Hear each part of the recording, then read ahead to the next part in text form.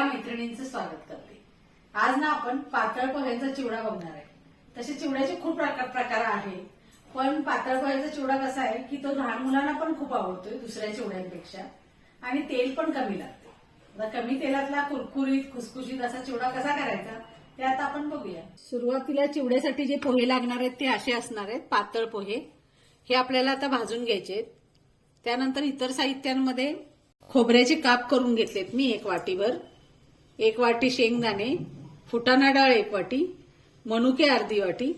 ही पिठी साखर आहे, ती नंतर भुरभुरण्यासाठी लागते चिवड्यावर आपल्याला। हे मीठ आहे, आमचूर पावडर। त्यानंतर इथं फोडणीमध्ये आपल्याला मोहरी, जिरे, तीळ, हिरव्या मिरच्या, कढीपत्ता आणि हिंग आणि हळद। आता आपण चिवडा करायला घेऊया। सुरुवातीला आपल्याला हे पोहे भाजून घ्यायचे। कढई तापली आपली, त्यात आपल्याला हे अर्धा किलो पोहे ते एका वेळी घ्यायचे नाहीये, तर थोडे थोडे पोहे घेऊन आपल्याला भाजायचे। हे 2-2 मूठ जरी तुम्ही घेतले ना तर एकसारखे भाजले जातील, पटपट भाजले जातील। आणि शिवाय हे भाजताना आणखीन एक काळजी घ्यायची की आपल्याला पोह्यांचा जो मूळचा आकार आहे तो जास्त लहान होता कामा नये, नाहीतर एकदम पोहे आकसले जातात। त्यामुळे आपण थोडेसे गरम करायचे। साधारण हे अशा आकारावर गेल्यानंतर हे पोहे भाजले असं समजायचं आपण।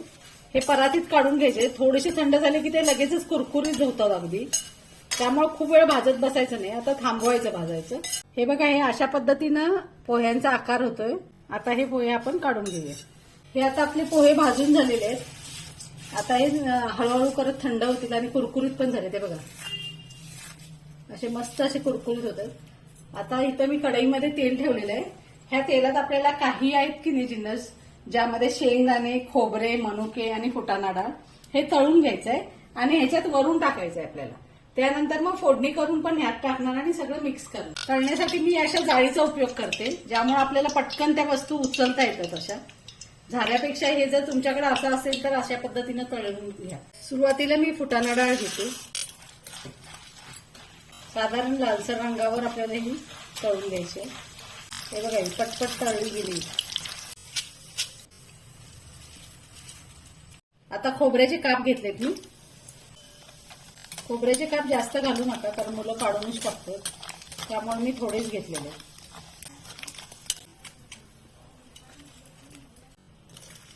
हे मनुके टाकले मी, बेदाणे टाकल्यानंतर ना सुरुवातीला ते आपल्याला एकदम मोठे झाल्यासारखे दिसतात, फुगल्यासारखे, पण त्याचा आकार नंतर तसा राहत नाही। थंड झाल्यानंतर ते पुन्हा आकसले जातात। हे सगळं मी ह्याच्यावर ह्यासाठी टाकून घेते, कारण नंतर फोडणी पण आपल्याला इथंच टाकून घ्यायची। आता शेंगदाणे घेतले तर मी, शेंगदाणे पण लालसर रंगावर भाजून घ्यायचे। हे बघा, शेंगदाणे तळले गेलेत आपले। आता आपण हे ह्याच्यावर टाकले।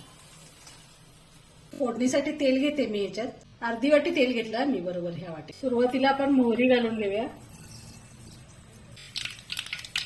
त्यानंतर जिरे, थोडे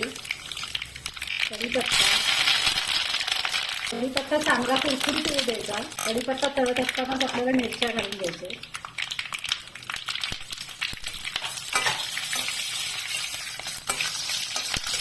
त्यानंतर हिंग घालते,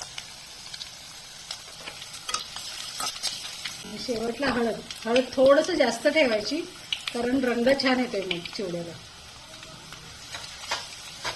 आणि आता मी गॅस बंद केलाय। गॅस बंद केल्यानंतर पण थोडा वेळ तळण्याची क्रिया चालू राहते, म्हणून आधी गॅस बंद करायचा।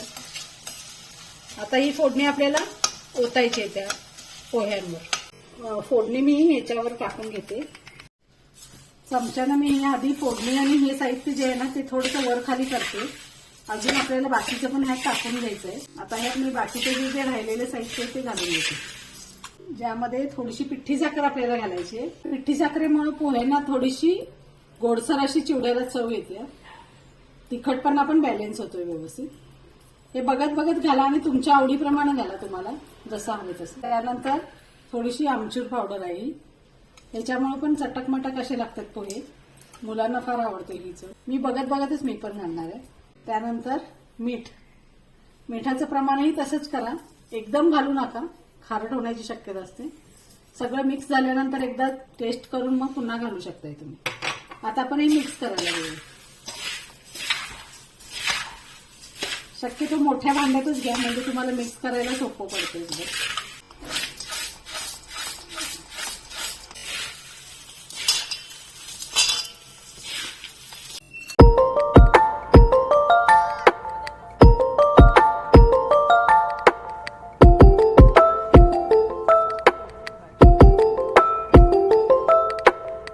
अशा पद्धतीने आपला खमंग, खुसखुशीत आणि पिवळा चिवडा पातळ पोह्यांचा तयार झालेला आहे. माझी पद्धत कशी वाटली ते सांगा तुम्ही. तुम्हाला जर आवडली असेल तर त्या पद्धतीनं करा, आणि तुमची जर काही वेगळी पद्धत असली तर तीही कमेंट्सद्वारे मला सांगा. थँक्यू.